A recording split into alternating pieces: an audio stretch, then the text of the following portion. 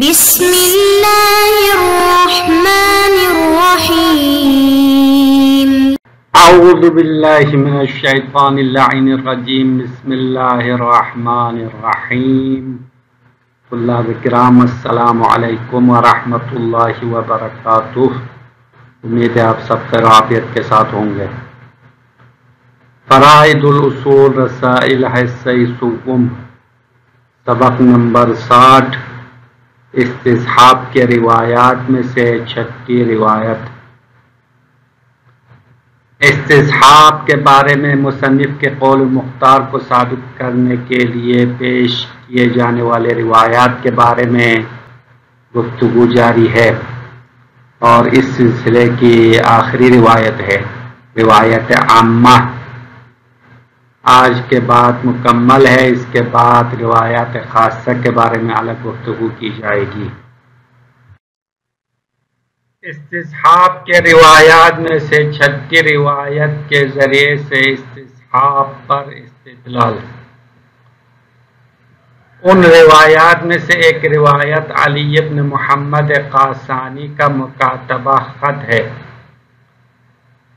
استصحاب پر دلالت کرنے کے لیے بطور دلیل پیش کیے جانے والے روایت میں سے ایک علی بن محمد قاسانی کا مکاتبہ ہے۔ مکاتبہ یعنی خط و کتابت کے ذریعے سے انہوں نے امام علیہ السلام سے حکم دریافت کیا ہے۔ انہوں نے خط کے ذریعے سے امام علیہ السلام سے حکم دریافت کیا ہے۔ علی بن محمد کہتا ہے کہ میں نے ان کو یعنی امام کو خط لکھا جب کہ میں مدینے میں تھا۔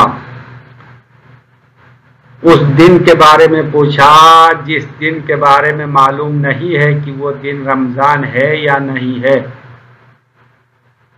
اس دن روزہ رکھا جائے یا نہیں۔ تو سوال یہ ہے کہ رمضان کے آخری دن کے بارے میں شک ہے کہ شوال کا پہلا دن ہے، عید فطر کا دن ہے یا رمضان ہے، یہ معلوم نہیں ہے، یا شعبان کے جو ہے آخری دن ہے کہ شعبان کا آخری دن ہے یا رمضان کا پہلا دن ہے، معلوم نہیں ہو رہا ہے۔ اس کو اصطلاح فقہ میں یوم الشک کہلاتے ہیں۔ تو اس دن روزہ رکھنا چاہے یا نہیں۔ امام علیہ السلام نے جواب میں لکھا الیقین لا يدخلہ الشک صم للرؤیت افطر للرؤیا۔ امام نے جواب میں لکھا کہ شک کے اندر یقین کے اندر شک داخل نہیں ہو سکتا۔ لا الیقین لا يدخلہ الشک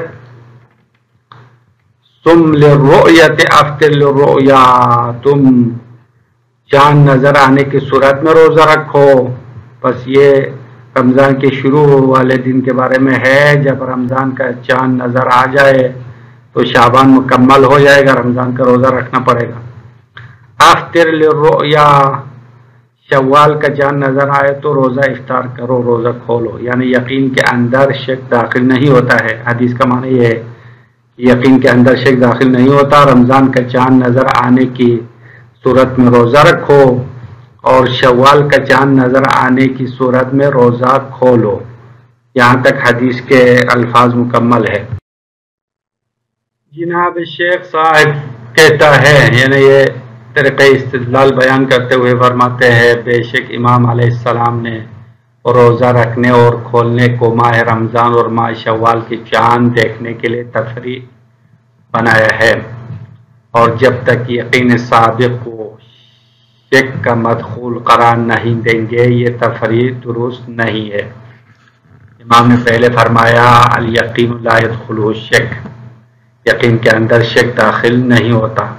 اس کے بعد اس کا فرق قرار دیا ہے صم للرؤیت و افطر للرؤیا، تو اس میں یقین کے اندر شک کو داخل نہیں کرنا۔ تو یقین سے مراد یقین سابق ہے، پہلے مہینے کے جاری ہونے کے بارے میں یقین ہے، پہلا مہینہ یقینی ہے۔ مثال کے طور پر شعبان کا مہینے میں ہے تو شعبان کا مہینہ یقینی ہے، رمضان کا مہینہ داخل ہونے میں شک ہے، تو رمضان کے مہینہ داخل ہونے والا شک شعبان کے یقینی حالت میں داخل نہیں کرنا۔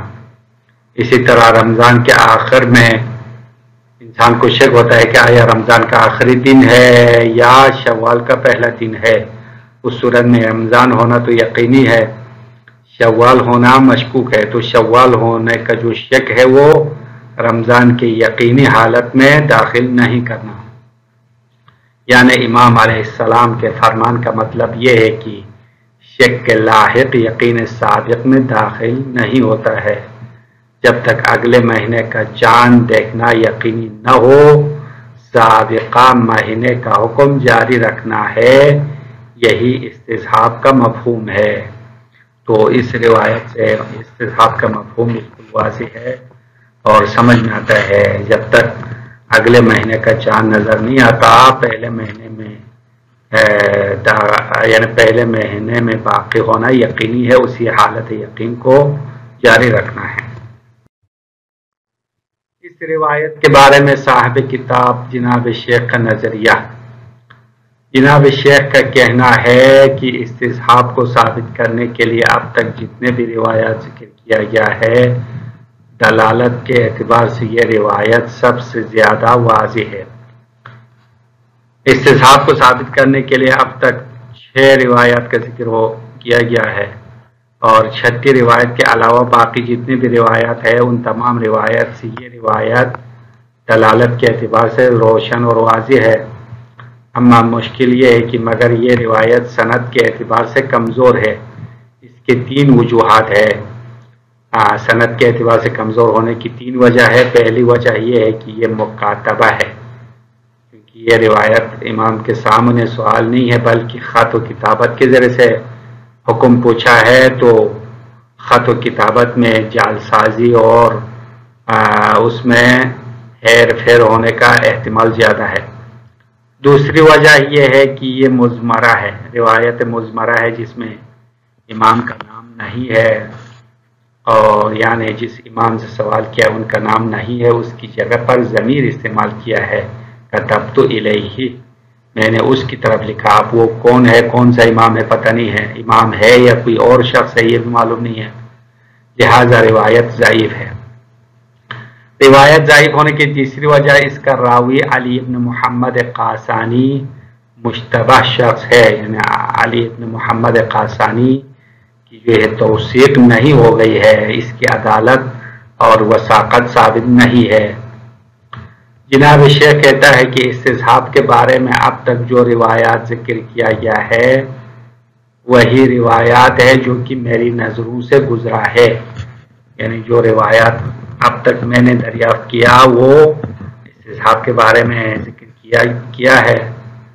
بے شک آپ نے جان لیا ہے کہ ان میں سے جو روایات سند کے اعتبار سے صحیح ہے وہ دلالت کے اعتبار سے کمزور ہے۔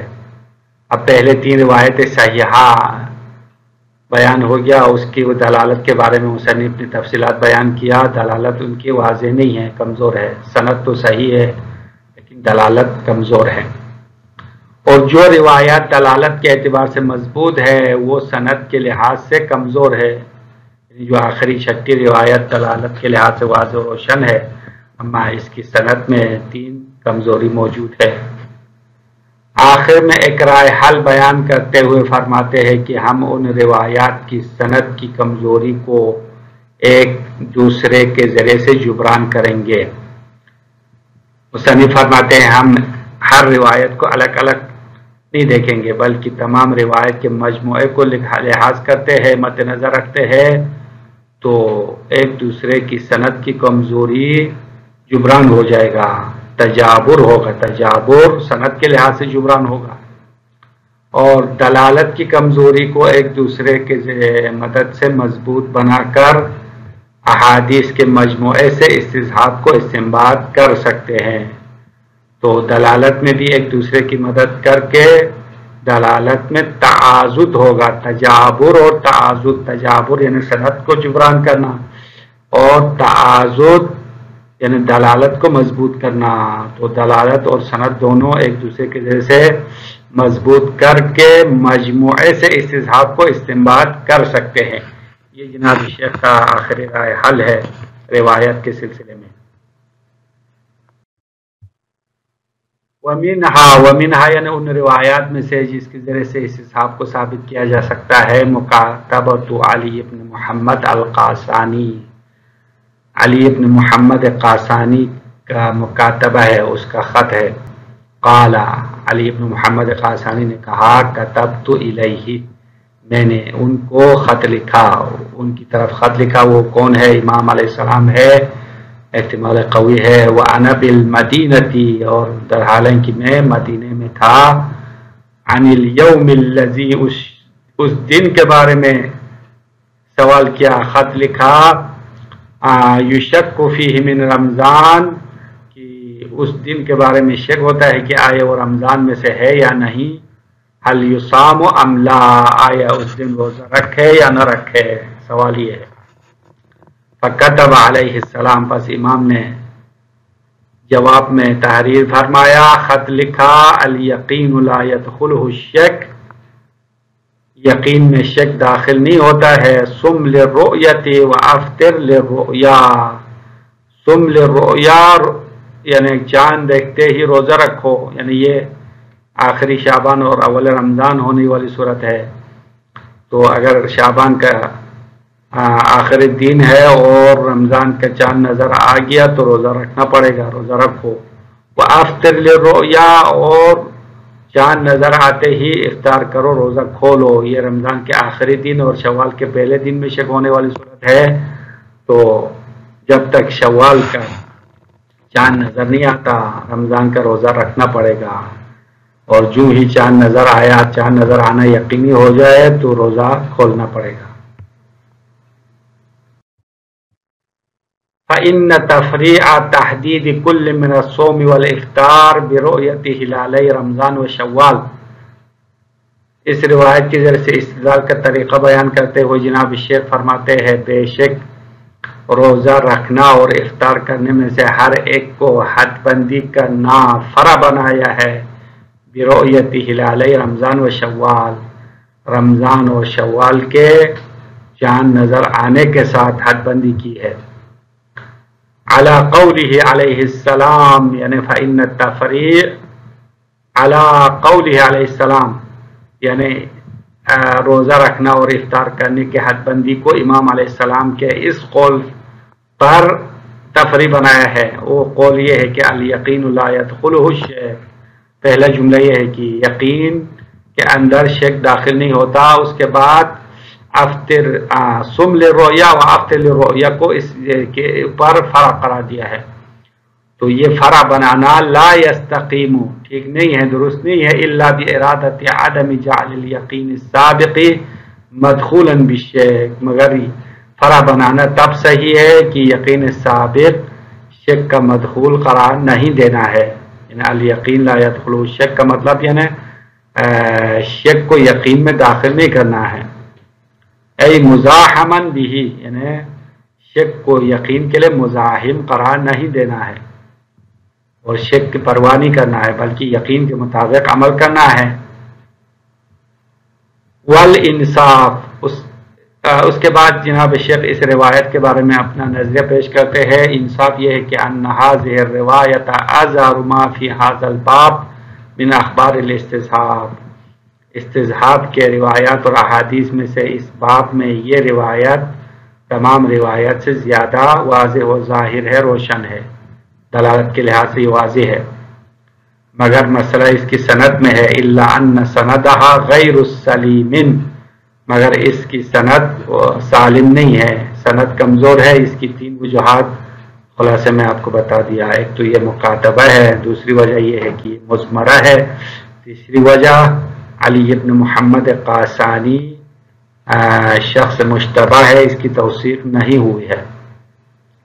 هذه جملة ما وقفت عليه من الاخبار المستدل بحال الاستصحاب، اور یہ کچھ روایات ہے جس پر میں نے آگاہی حاصل کی ہے، ان روایات میں سے جس کے ذریعے سے استصحاب کے لیے استدلال پیش کیا جاتا ہے، یعنی استصحاب کے ثابت کرنے کے لیے جن روایات سے استدلال کیا گیا یا استدلال کیا جاتا ہے، ان میں سے کچھ روایات ہیں جو میرے سامنے ہے اور میں نے ان پر آگاہی حاصل کر لی ہے۔